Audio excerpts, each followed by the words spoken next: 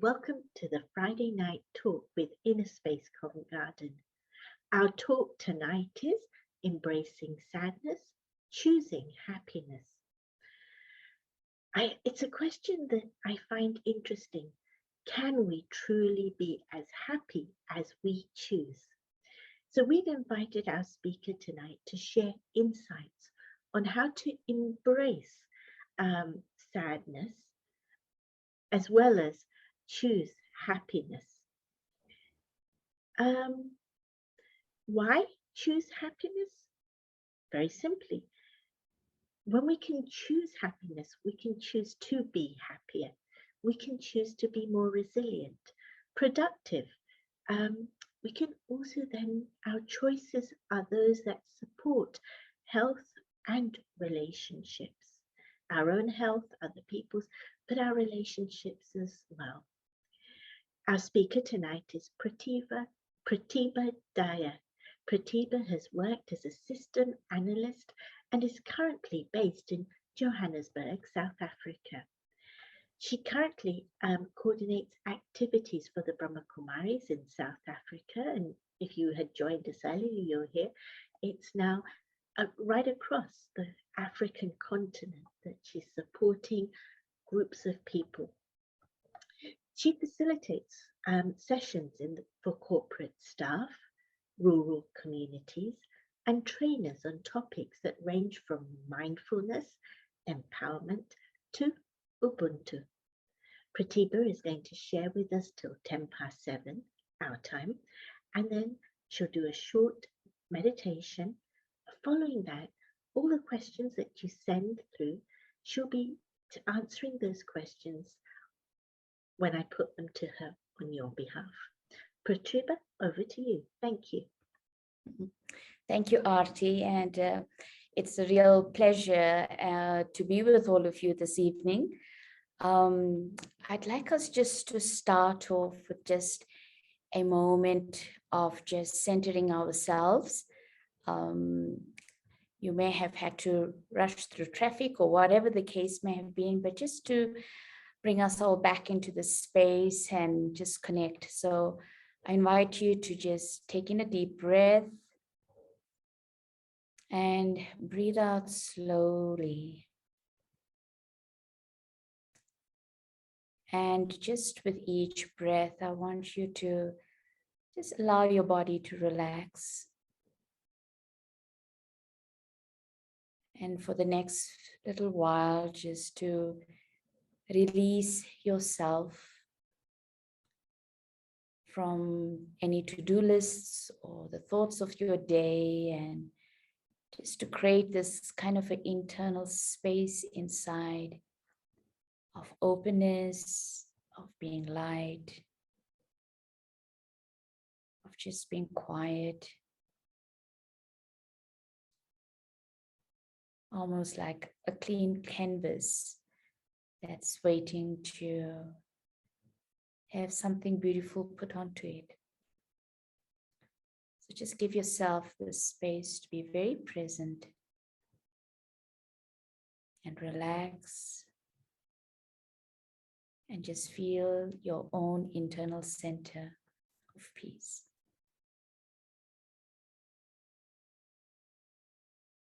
Okay, thank you.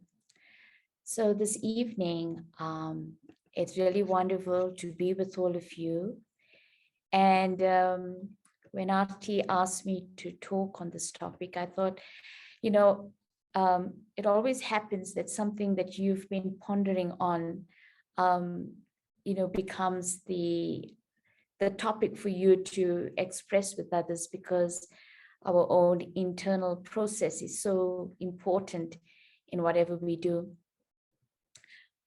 Happiness is something that we all, I think, in consciously or unconsciously, are always wanting to achieve, whatever we do, whether it is our studies, our jobs, our holidays, our families, time with them, whatever it is, our hobbies. It's always to experience a deep sense of joy. That is what motivates us in a deeper way. And I'd like to begin with just one kind of awareness that I hold, and that is that I feel, and I truly work with this awareness, that happiness is our natural state of being. And that could sometimes feel a bit strange. I mean, living in a country like South Africa and whatever we've been through, how can I say happiness is a natural state of being? But I do feel that our starting point is a state of happiness, and we somehow lose it. And so I'm going to go a little bit this evening in terms of how we lose it, and begin to look at certain practices and certain attitudes that can help us restore that internal state of happiness. And why do I say that happiness is a natural state of being? And I think for me, it's really been the example of just looking at a child and remembering my own childhood. When you're a kid, I mean, you don't wait for something to happen before you're happy. You go into the garden, you see a butterfly and you get excited about it. You see a bird and there's just a sense of wonder. Um, I know how fascinated I was by the beetles that would be crawling around in the garden as well. And it was just like there was this kind of a curiosity. And in little things, it would lead to a feeling of joy. And so somehow for me, the way I began to define happiness is I look at happiness as firstly a sense of curiosity about life and an enthusiasm to learn constantly. I think these two things are very important, to feel that bubble inside, that I'm curious about things. I'm curious about myself, the workings of my own mind, the workings of my own feelings. I'm curious about human behavior and what moves people and what inspires people. And so that keeps me very open to learn and open to seek out, to understand. And I think that's what keeps this kind of an internal enthusiasm going, which in some ways I feel is that bubble of happiness inside. I also feel happiness for me means that I am not stuck inside. I'm feeling I'm learning and I'm growing. There's like an internal movement and there's newness that's happening. It's not just routine, but that kind of a wellness inside, because I feel a movement internally. And then at a little deeper level, for me, happiness is feeling secure, that I feel safe, and I feel comfortable in who I am. That's also another way in which I define happiness. And ultimately, for me, happiness is really being totally content inside, that I'm not chasing after, but I'm coming from a place of fullness, and I'm responding from a place of fullness and abundance. So that's how I define happiness, and looking at these different facets that helps me to feel full, content, curious and enthusiastic, and the kind of internal learning and movement. So the question that I asked myself is that, how did I lose that kind of an internal bubble? What took it away at a time when I felt that I was really feeling down? And when I really reflected on it, I saw that, what we tend to do as we growing up from that carefree, light, abundant child that felt completely safe and loved by everyone. What happened? What took away that internal bubble? And I realized that as we grow up, we begin to relegate our happiness to events. And for example, as a child, it's your birthday. So now you must be happy. So we think I can only be happy when it's my birthday, or let's go for a holiday, then we're going to be happy. So we sort of make the reason and qualify our happiness to situations or to people, to events, sometimes to things. I got my latest iPhone, or I got my latest car, or I got that cardigan that I just loved. It was, the right thing for winter that I wanted, whatever, little or big things. But somehow we started thinking and believing that our happiness was dependent on something outside of us, uh, whether it's an event, whether it's something, or whether it's a position or a role. If I get that promotion, if I, move into that position, then I will be happy. And we also started depending on people to make us happy. That people need to affirm me, people need to praise me, people need to show love and care towards me. Only then can I be happy. So what I feel is we started thinking of ourselves and what qualifies us for happiness to things outside of us. And we started to invest in things outside of us to make us feel happy. And sometimes it worked, but many times things outside of us is never constant. And things outside of us are always subjected to change. And more so, we have very little control over things outside of us. I could plan the perfect holiday, but I can't plan the weather. Or many of us experience, I could have planned the perfect holiday and then COVID came along and lockdowns happened. So there are so many elements that are outside my control. And as long as I invest my happiness on things outside of me, because I have little control over these things, and they're always subjected to change, it led to me beginning to feel disappointed and frustrated, and sometimes a feeling of fear. What's going to happen next? When I feel I'm losing control, then it does lead to feelings of fear and anxiety, nervousness. Um, and that's what I feel are the different facets of sadness. It starts off as disappointment, and as it stays on inside, it grows into sadness.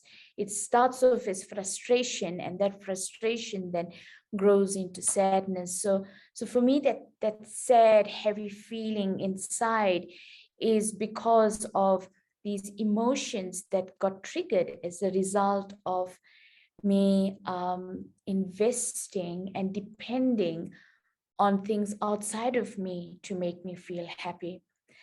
So having this understanding and awareness now, I started looking at that, okay, now, why is it that I haven't been able to immediately clear out this feeling? And how do I grow out of this feeling? And so I started looking at, and I look at sadness as a emotional form of pain. So I'm going to use the example of pain and how we deal with pain. And I started exploring and examining my own attitudes towards pain. Now, just think of pain in a physical way, and maybe that can help you see it in terms of pain in an emotional way. When we feel pain, how do we deal with it?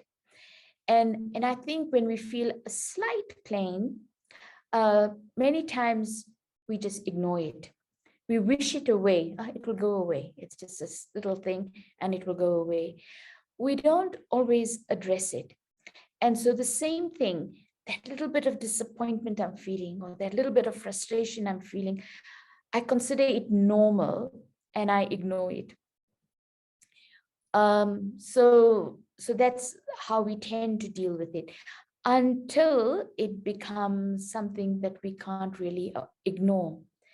And then a second coping mechanism that I saw is that many times when we're feeling that pain, what do? We try to distract ourselves from it. We try to avoid it. And I think today there's so many ways in which we can distract ourselves. What do? We try to get involved in our gadgets, look at YouTube videos, or play a game, or things like that, where it takes us away from actually seeing it and dealing with it, and just avoiding it, distracting it.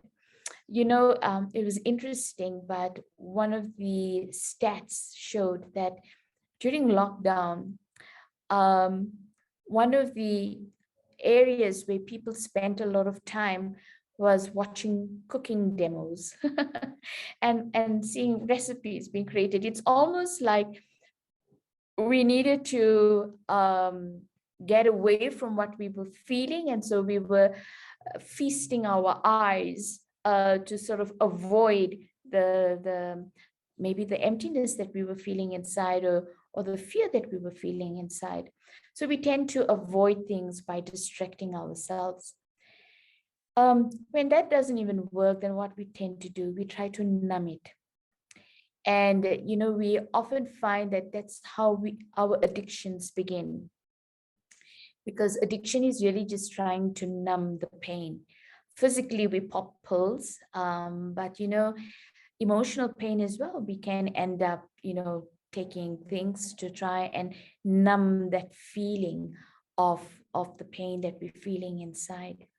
And finally, what else we tend to do, instead of dealing with the pain and beginning to work through it, so that embracing it, just accepting it, it's there, and how do I work with it? We tend to project it. It's because of the other, it's because of the situation. So, as much as I depended on situations and the other to create my happiness, so it's inevitable that when I'm not feeling happy, I project the reason to the other as well. And so all of these things sort of takes away the accountability for what I'm feeling inside, and how I've created this state of being inside. So I just find that to really look at it in this way, that any form of pain or discomfort that I'm feeling, it's very important to embrace it, and to see it for what it is, in a way, because I find that what it is doing is that it's offering me a signal that I need some kind of adjustment. When physically we're experiencing pain, for example, a lot of us are in front of devices and laptops and things like that, and who doesn't end up with stiff neck or stiff shoulders or lower back problems and all of these things? But all of that is just telling me that I've been in one position for too long. I need to create adjustments. I need to create balance. I need to stretch different muscles, so that when I do that, then I can alleviate pain. So pain is giving me a signal. It's telling me something. And so I find that as I begin to become aware that my sadness is an accumulation of some form of imbalance, and instead of fighting it, instead of rejecting it, it's really about embracing it. I find that why it's important for us to know that there's certain attitudes around pain that we need to look at it. And sometimes what happens to us is that we think that pain, instead of looking at it as a messenger to tell me I need some kind of adjustment, we sometimes look at it as failure. I failed, you know, or I'm weak, or I tend to see it as that I'm bad. That's why I'm feeling like that.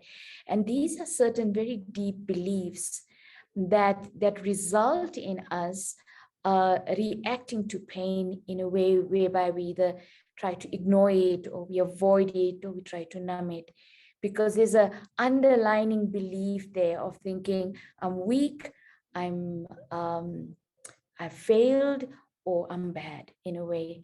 So I found that it was very important that in order for me to embrace my sadness, it's just to recognize that it doesn't mean that because I'm feeling sad, I failed. It doesn't mean that I'm weak. It doesn't mean that I'm bad. But it just means that I have misplaced um, my energy. I have misplaced my understanding. I have a misunderstanding somewhere that I need to rectify, that I need to clear, that I need to undo. And in many ways, I feel our journey is really, you know, subconsciously we didn't realize this, but we have actually developed certain beliefs and certain patterns and certain attitudes inside of us that results in the way we feel right now. So it's about recognizing these and finding a healthier way of responding, finding a healthier way of engaging, and most importantly, finding a healthier way of embracing myself. Because I think a lot of our beliefs, are related to how we think of ourselves and how we tend to understand ourselves and how we tend to accept ourselves. So this aspect of sadness is just letting me look at it, that what underlying belief or idea or attitude towards myself that I need to relook at and shift. So I'm going to just share this evening a few sort of tools that I use to help me uh, to always return to a state of internal well-being. Um, I find that sometimes, the old patterns do trigger and you feel that sort of a heaviness or a shadow come over. But I find that just becoming more self-aware, I can recognize it quickly, and then I can begin to apply certain tools that will help me to shift out of that, because it is about taking accountability from my mental state and my emotional state, and not blaming myself for where I find myself, but really beginning to see that there's some misplaced beliefs or ideas or attitudes that I need to begin to shift and change out of. So I have a few sort of what I would like to share as what I call steps in helping me to have a more healthier perspective on myself. So let me just get it to play. Okay. So steps to reclaim my natural state of happiness. And as I said, the first step for me had been to acknowledge what I am feeling. And I find that that's very important. It's actually sometimes to name it makes it more tangible to work with it.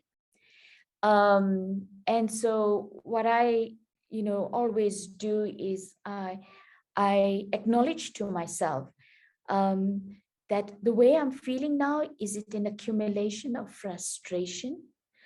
Or the way I'm feeling now, is it because I'm disappointed? Or the way I'm feeling now, is it because I'm afraid? And it's almost like, sometimes when we feel sad, it's like it takes over us. But when you step back and just acknowledge it and naming it, it sort of brings it back into perspective. And that perspective then, it makes it more tangible and workable, and doesn't take over. And I think that's the key thing. So I acknowledge what I'm feeling. And when I acknowledge what I'm feeling, I like naming it, what it is that I am feeling. And when I can recognize what I'm feeling, then I observe my mental self-talk. I begin to examine and see what has been going on inside. What is it that has been mulling around in my mind? And what is it that I've been thinking and saying to myself, whether about myself, whether about the situation, whether about whichever individual, etc. And I found that as I begin to observe myself in that way, I can begin to recognize a misplaced belief or a misplaced attitude, or misunderstanding that I may have, or just a negative pattern that I may have had. So it helps me to recognize that and see it through. And then that gives me the option then to change my self-talk. And I think this is a very important element, and that's where I find my practice of meditation very useful, because there's always a trigger, and then there's the response that I have to give to this trigger. But between the trigger and the moment of response, there is a little gap. and I call that the gap of choice, in a way. So when I observe myself and recognize the belief that is dominating me, I have an opportunity in that moment of gap that I have before I react to that trigger, is to say, do I want to continue with this pattern? Do I want to continue with this belief? Do I want to continue with this mindset or attitude? And so it's like knowing that these attitudes or beliefs that feeds my thinking is what results in my feeling. My feeling is as a result of what I'm creating internally. My feeling is not because of what is happening around me. My feeling is really as a result of what I'm thinking and how I'm thinking about what is happening around me. So that's where I find that just acknowledging what I'm feeling then makes me more accountable for what I'm creating inside of me. That is my internal self-talk. And then that gives me the option to change it. And I put there the second thing, hold the self with compassion, because I find that unless we, accept that it's not my fault that I've developed this attitude, it's just part of my journey that I've accumulated this. And just to, we can end up being very critical with ourselves, and that doesn't allow us to grow. So I find that when I just allow myself to just be kinder to myself and hold myself with compassion, it almost gives me the capacity then to actually to change. Otherwise, there's a resistance to change when I'm very critical to myself. We don't change by beating ourselves into a different way of being. It's love that moves us into a different way of being. So therefore, I find that this thing of observing my internal self-talk and redirecting my self-talk, I have to do it with an attitude of self-compassion. Then the second thing I wanted to share with you is just to cultivate certain practices that will help me feel more internally secure. And one thing that I find that is very key is, we feel insecure because inside we're feeling empty. And it is up to us to find ways, practices that can help us to feel internally more safe and more full in a way. And that internal fullness and security then enables me to be just much more resilient to the external. And what it does for me as well is that my dependency on things outside of me to make me feel better begins to reduce. And so I don't internally react then as much to what's happening around me. A classic example I will give you: on my recent trip to Kenya, and we went through Rwanda. And there was a flight delay when we left Johannesburg. When we reached Kigali, there was another delay. And so a journey that would take about maximum 6 hours took 24 hours. Now, there's two ways you can react to this. You can get frustrated, angry, whatever. Or the other way is just to say, okay, this is something outside of my control, but internally, where do I want to be? Internally, what am I going to do? And so can I make the most of that moment? And I can only make the most of that moment when inside I feel I have that capacity inside to just be at peace, just to enjoy what that moment has to offer, to be creative in how I'm going to use my time, whatever the case may have been. So that's why, what are the practices that are going to help me to build that more deeply inside? For me, there are two things that I use. One is journaling. And I find journaling as I try and do it almost every evening. And what I find when I do journaling, it just helps me to refocus. It gives me a safe and a very productive way of giving expression to the things that I have internally stored as a result of my day and the experiences of my day and the impressions created during my day. And as I begin to journal, it's like I'm releasing all of those impressions and I'm cleaning out. And I'm clearing out. So I find that through my journaling, I just write, and as I write, it shifts my attitude and perspectives around things, so that before I go to bed, I like to feel light. I like to feel I can make peace with my day. I can release my day. There's nothing that's holding me onto it, particularly no emotion of my day that I want to hold on to. So I find for me, journaling is a process of just releasing and clearing and becoming light again. And then the second thing that I do is I meditate.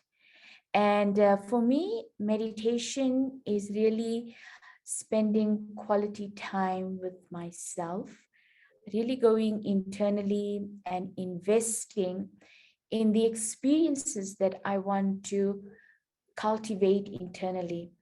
So instead of investing in things inside of me, I begin to use meditation as a tool to invest in experiences internally, to feel calm, to feel peaceful, to feel content, to feel a sense of connectedness, to feel love. So I use meditation to center my mind on these internal states of being.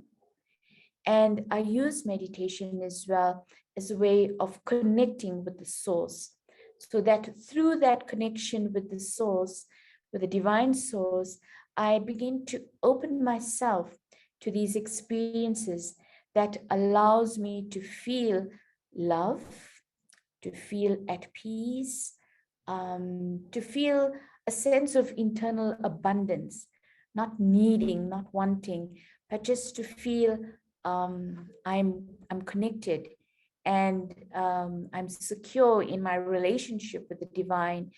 And I feel that through that connection, whatever I need, I'm able to draw to myself. So these two personal practices I find are very important, and it's a way of sustaining myself continuously. And the third thing that I would like to share on, and I find that, you know, it's so important to invest in certain attitudes that can support us. Attitudes that can shift gear for ourselves, that we may have misplaced our awareness on and our energy on. So the first one, choose being kind rather than being right. And why this is one particular attitude that I find very important. When I looked at my own journey, and when I honestly looked at it, I realized that what really takes away my happiness is dealing with people that sometimes are very fixed in their ideas, and dealing with people that I perceive as being unfair, or being aggressive, or being difficult in whatever way I mean difficult to be. And so often the energy went into trying to change the other, and try to inspire the other to shift gear. And that was always such a draining experience. And for me, the realization has been that a lot of the times, what became sort of the stumbling block for me was I always had this attitude in my mind: I am right and they are wrong. And it's my ego. And no matter how I tried to color that, it was still my ego. And so I started working with this thing, is that even if I'm right, that's fine. But the moment doesn't ask of me to try and prove my rightness. It's rather more helpful for myself and for the other and the situation that I rather respond from a place of kindness. So how can I be kinder in this moment? And what I found that sometimes that in my choosing to be kind, my rightness showed itself up. I didn't have to show my rightness up. And so it was like changing focus, because we can justify our attitudes, but how can they? And that can always come up, but it doesn't. It even if I prove my rightness in that moment, I may feel a sense of achievement, but it's very short-lived. It's not really coming from inside. I feel sometimes our ego puts so much of emphasis in proving ourselves right that we lose our humanity. And that just depletes us spiritually. So just choosing to be kind rather than being right, and the rightness would show itself out.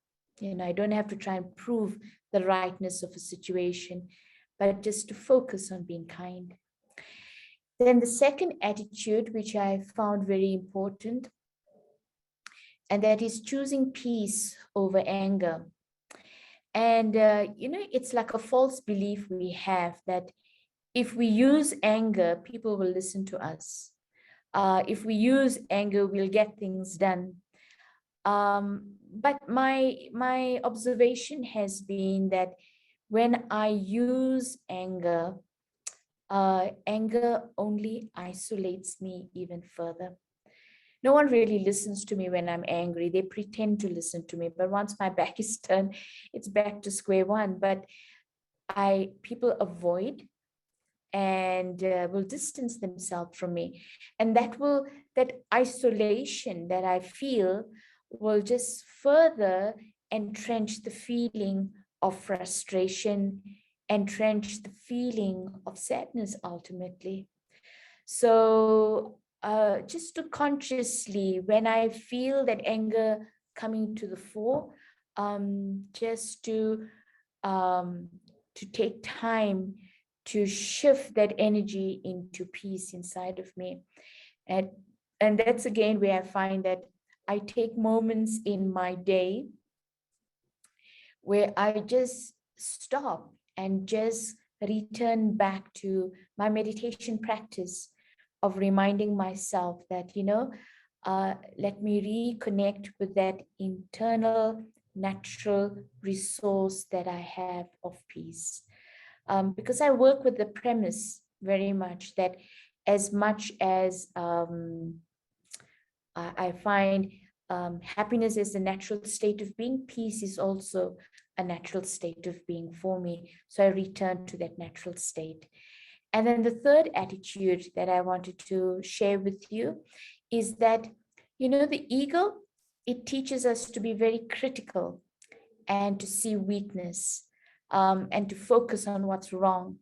But I find that the more I focus on what's right, what's good, focus on the virtue, it enhances it in my own heart. And when I see virtue, I see growth, and that in a sense, I see beauty, and that in its sense naturally results in me feeling moving into a deeper state of happiness. So I find these three attitudes are very useful to keep in my awareness, which it naturally brings me to that state of happiness. So a lot more to share and explore, but I think this was the key things that I wanted to take up this evening in the time that we have together. And to maybe just offer some time now for questions, possible. Oh, someone asked me to go to the first slide. Yes. Do that quickly. Pratiba, would you do the meditation first? Yeah, sure. I'll do a meditation quickly. So this is the first slide for the person who wanted this. And let's go into a short meditation. And I invite you again just to take a moment to center yourself, breathing deeply. Return your awareness to your inner being.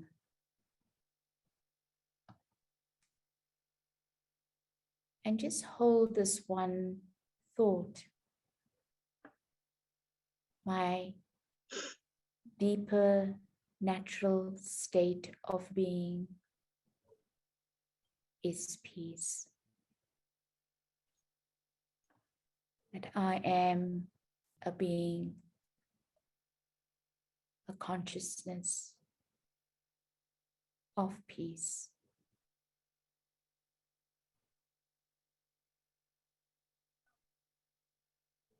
And give yourself this moment to really tap into that energy, that quality of peace within you. Reconnect with that internal sense of calm and stillness.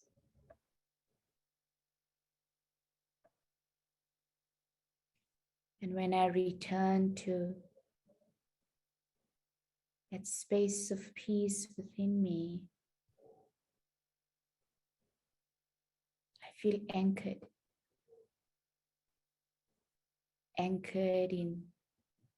in a deeper power within me, anchored in the essence of my qualities, my being. And that internal stillness helps me feel very secure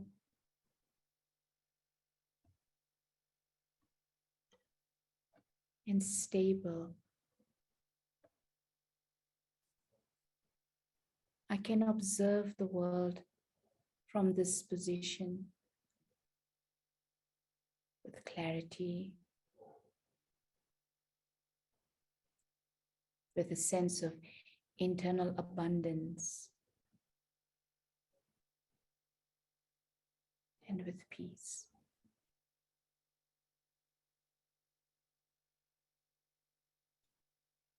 And when I return to this inner space within me, I feel a natural connection with the divine source, that highest source of love, of truth. I feel a resonance with that energy, a sense of belonging, which leads to and enhances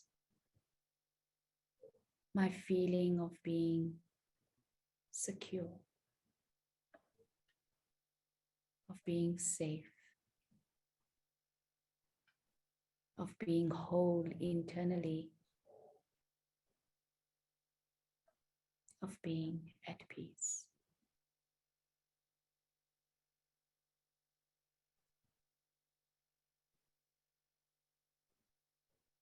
So hold this feeling and rest your awareness on this feeling.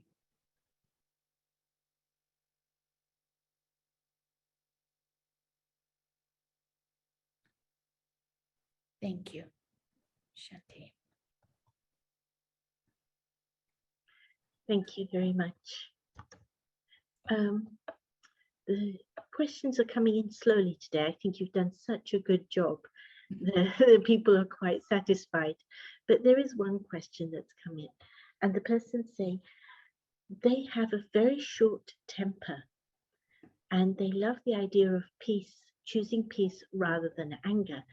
But do you have any advice for somebody who really has a very short fuse and how they can bring peace in? Right. Yeah, I think it's something that we all tend to struggle with at some point or the other. The first thing that I find is recognize what your trigger is. Because when I recognize my trigger, then I can almost like prepare myself beforehand. And what I find is that to create a particular practice for yourself. So I take moments in my day where I just pause and just return to this feeling of internal calm. Very much what I shared with you now in the short meditation, just, gathering my energy and going back to my center. Because the more that I create this as a practice more often, it becomes something that I find I can access more and more easily within me. so that when I am faced with a situation, I know that if this is a difficult situation, or this is where my triggers get all, pressed upon, then I prepare myself to almost come back into that state of calm before I engage with that situation. Or when I recognize that, my temper is now rising, I immediately can draw on that feeling of peace that I have accumulated on the basis of my practice. So it's not I practice in the moment, but I have to practice, at other times in my day. So I accumulate the energy that I can draw from in that moment. So I find that that's important, taking moments in my day to pause and build that state of internal peace within. Thank you. Somebody's asking, could you please share the first slide again? Okay, sure.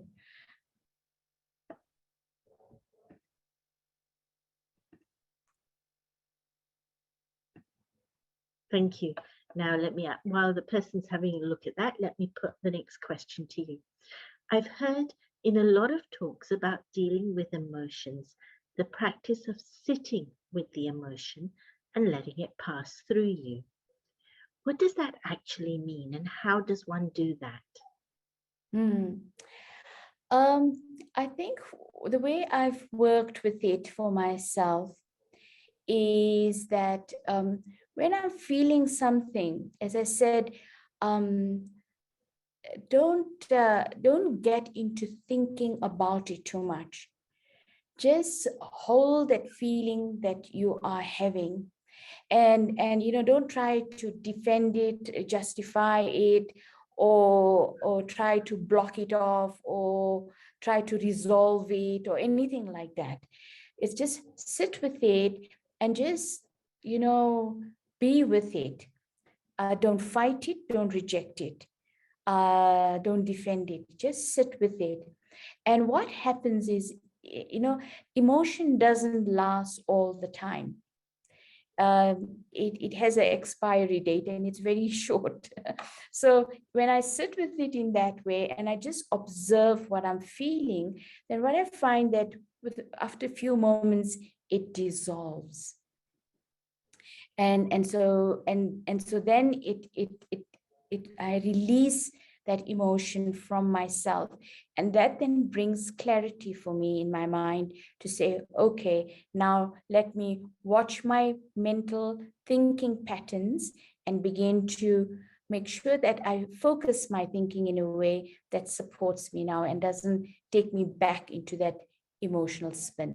So that's how I work with it, in terms of holding the emotion and letting it pass through. Thank you. They're now asking, another person's asking, could you please show the second slide? And while you do that, I can ask you the next question after that. Yeah.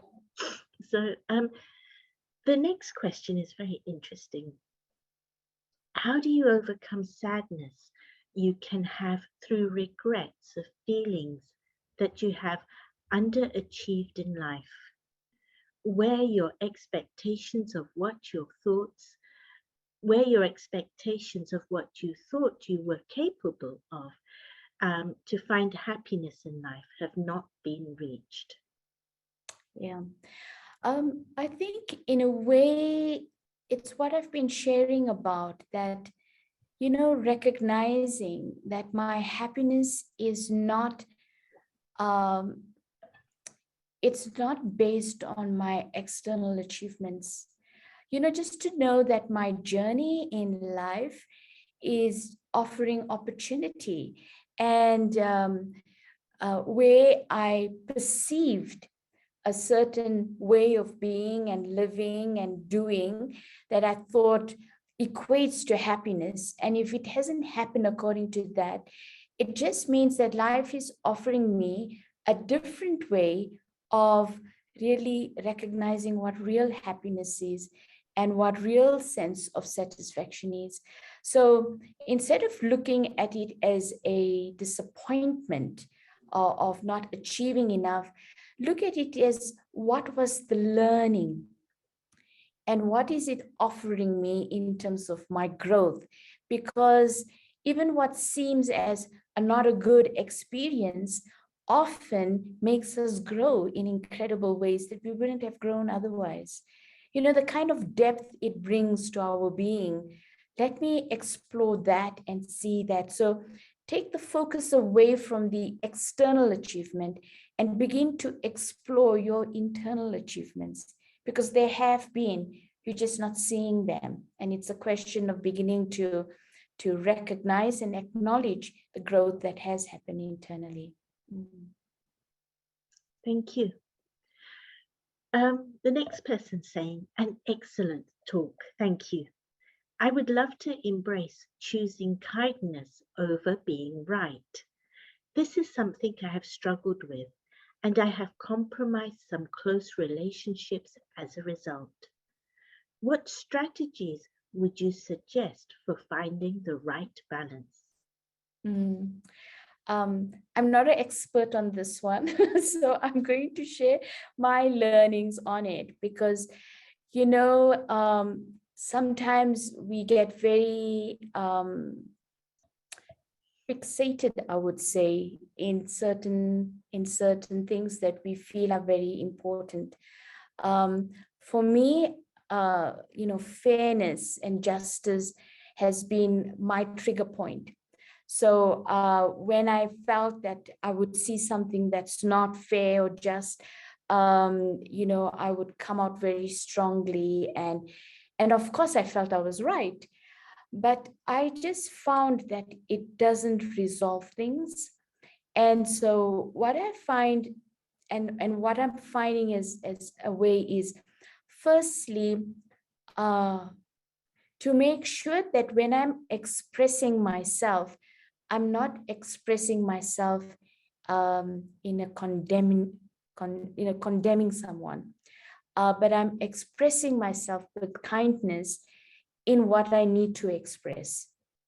Because I do feel it's important to say things that I feel are important to say, not to suppress, but the way I'm doing it, and to watch my attitude, that I'm not bringing the other down, but that I'm mindful that I'm doing it in a way that affirms and creates a feeling of love and acceptance of the other.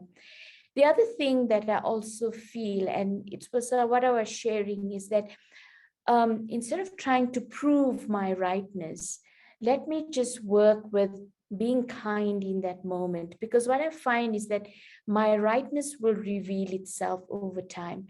And it's like a mantra that I have created for myself. And that is that everything at the right time will show itself. So sometimes we're trying to push a particular way, or trying to push a particular thought or a particular action that we want, that it needs to happen. But I've also learned to just say that I express, but if it doesn't happen, let go, give it time, give it space, and it will emerge at its own right time. And it's a deep belief that the right things will happen at the right time. So that's the way I've worked with it. I do express, but I'm mindful how I express. And number two, I don't push for it. I rather wait for it to emerge the way it needs to emerge. Yeah. I'm going to request that you close your slides. Is that possible? Then we can see you fully. Yeah. That would Sure. be nice. Thank you. Nice to have you back full screen. Sure. There's the very next question is, how can you be happy when you are lonely? I think here again, it you know, it's this belief that I need other people to make me happy. And what I find is that just be more creative with yourself. You know, I find doing things that creates beauty, generally creates a feeling of internal fulfillment. So whether it's different forms of art that I engage in, that makes me, feel that I'm creating something, and that expression of my creativity is what gives that feeling of internal fullness. I also find what is good is, um, you know, um, things like gardening, or working with my hands many times also connects me with nature. It connects me with something that's natural. And that in itself also stimulates something inside of me, um, um, that is, a natural resource inside of me. So I find that even pottering around with pot plants, or I've been experimenting with, planting different things in the garden this year because we've had such good rainfall, and just watching all of that grow, and investing in my energy in that, gives it a kind of fulfillment. To see growth around you always will give you fulfillment. So you don't feel then lonely, but you are extending and expressing your energy in a very constructive way. And I think that's also what gives a sense of fulfillment. So find something that will help you to give positive expression of yourself, and that then gives that fulfillment. Yeah. Lovely. And the final question is, I find that family members trigger and trigger me and deplete me even before I'm with them. And often I feel the triggers still being hit or feel depleted after I've left them. Do you have any suggestions? Mm. Well, our family are our greatest karmic reactions that we have often.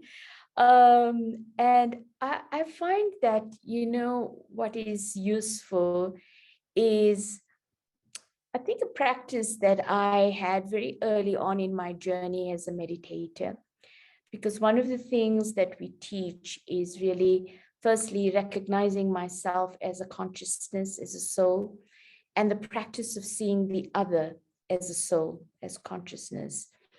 And I found that this practice of just really seeing the other as an individual on their own journey, doing what they think is right, doing the way they think they need to do things, according to their understanding, um, helps to create a certain level of detachment from the other.